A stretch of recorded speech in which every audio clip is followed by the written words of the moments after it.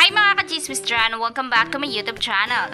Aminado si Alden Richards sa isang interview na tinext niya noon si Danielle Padilla habang ginagawa nila ni Catherine Bernardo ang movie nilang Hello Love Goodbye upang respeto kay DJ.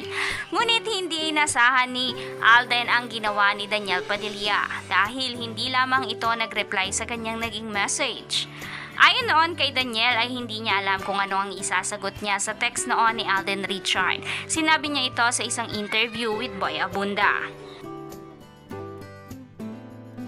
Movie niya ni Kath, nag-text ka pala kay DJ. Opo. Sumagot ba siya?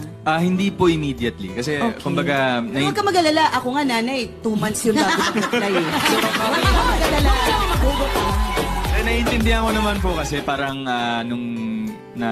parang tama naman si DJ nung napanood ko po yung interview niya before na parang, syempre, hindi naman po kami ganun masyadong magkakilala. Parang, ano nga naman yung isasagot niya dun sa message. And the good thing about that po kasi nung last day po namin sa set, nagpunta si DJ sa tent ko with Kat. Congratulated me personally. Parang... So, nagkaharap din kayo? Opo, parang sabi ko na para for him to like consider making time para pumunta sa akin to congratulate me for the movie.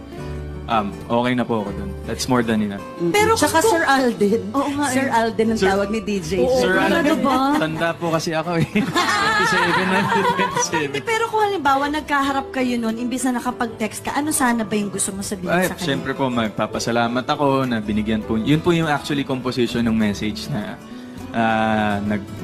nagpasalamat ako kasi pinayagan ni DJ si Kath na makatrabaho ko, si Tita Carla rin, message ko that time na parang it's a way of courtesy din eh, parang pasintabi kasi syempre alam ko naman po na for the longest time si Kath and DJ.